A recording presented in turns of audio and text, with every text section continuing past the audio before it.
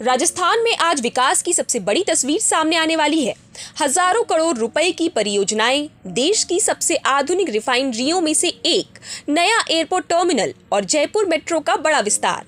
आखिर इन परियोजनाओं से राजस्थान ही नहीं पूरे भारत को क्या फायदा होगा, आइए जानते हैं इस खास रिपोर्ट में। सबसे पहले बात करते हैं जोधपुर एयरपोर्ट के नए अत्याधुनिक टर्मिनल की। लगभग 480 करोड़ रुपए की लागत से तैयार ये टर्मिनल बढ़ते हवाई यातायात को देखते हुए बनाया गया है। इसकी क्षमता पहले के मुकाबले काफी अधिक है, जिससे भविष्य में बढ़ने वाले यात्रियों की जरूरतों को आसानी से पूरा किया जा सकता है। इस नए टर्मिनल में डिजिटल चेक इन, आधुनिक सुरक्षा व्यवस्था, स्वचालित बैगेज सिस्टम, विशाल प्रतीक्षालय, बेहतर पार्किंग और यात्रियों के लिए कई आधुनिक सुविधाएं उपलब्ध कराई गई हैं। एयरपोर्ट की डिजाइन में राजस्थान की सांस्कृतिक विरासत की झलक भी देखने को मिलेगी।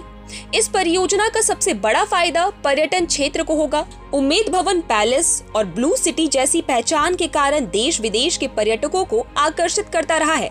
बेहतर एयर कनेक्टिविटी से पर्यटकों की संख्या बढ़ेगी, जिससे होटल उद्योग, टैक्सी सेवाओं, हस्तशिल्प कारोबार, स्थानीय बाजार और छोटे व्यापारियों की आय में भी बढ़ोतरी होगी। यानी इस परियोजना का सीधा लाभ केवल यात्रियों को ही नहीं, बल्कि हजारों स्थानीय परिवारों और कारोबारियों को भी मिलेगा। अब बात करते हैं इस दौरे की सबसे बड़ी और सबसे महत्वपूर्ण परियोजना की।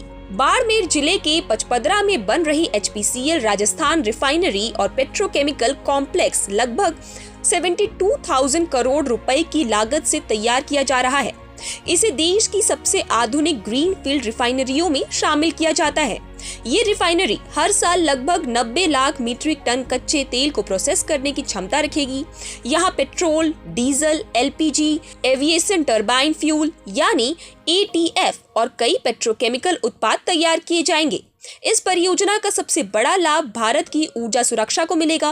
वर्तमान समय में भारत अपनी जरूरत का बड़ा हिस्सा विदेशों से आयात करता है। ऐसे में घरेलू स्तर पर उत्पादन क्षमता बढ़ने से आयात पर निर्भरता कम करने में मदद मिलेगी और देश की ऊर्जा व्यवस्था अधिक मजबूत होगी। यही नहीं, इस रिफाइनरी के साथ विकसित हो रहा petrochemical complex plastic, textile, automobile, packaging और फार्मा जैसे कई उद्योगों को कच्चा माल उपलब्ध कराएगा। इससे राजस्थान में नए उद्योग स्थापित होने की संभावना भी बढ़ेगी।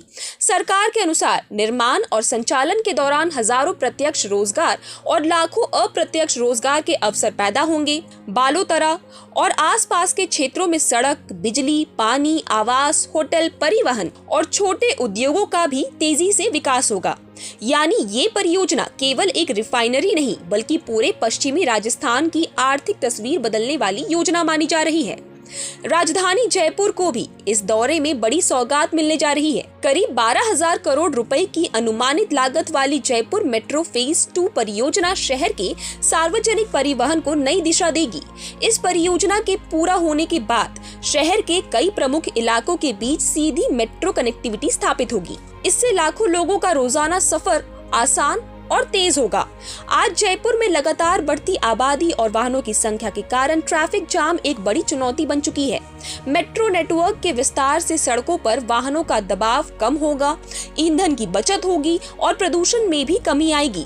इसके अलावा मेट्रो कॉरिडोर के आसपास नए व्यापारिक केंद्र विकसित होंगे, रियल एस्टेट सेक्टर को बढ़ावा मिलेगा और निजी निवेश भी आकर्षित होगा। आम लोगों के लिए इसका मतलब होगा कम समय में यात्रा, कम खर्च और सुरक्षित सफर। कुल मिलाकर प्रधानमंत्री नरेंद्र मोदी का राजस्थान दौरा राज्य के विकास की दिशा में एक महत्वपूर्ण पड़ाव माना जा रहा है। ऊर्जा, परिवहन, पर्यटन और शहरी विकास से जुड़ी ये परियोजनाएं आने वाले वर्षों में राजस्थान की अर्थव्यवस्था को नई रफ्तार दे सकती हैं। अब सभी की नजर इस बात पर रहेगी कि ये योजनाएं तय समय पर पूरी क्षमता के साथ लागू हो और इनका लाभ उद्योगों के साथ साथ आम लोगों तक भी पहुंचे।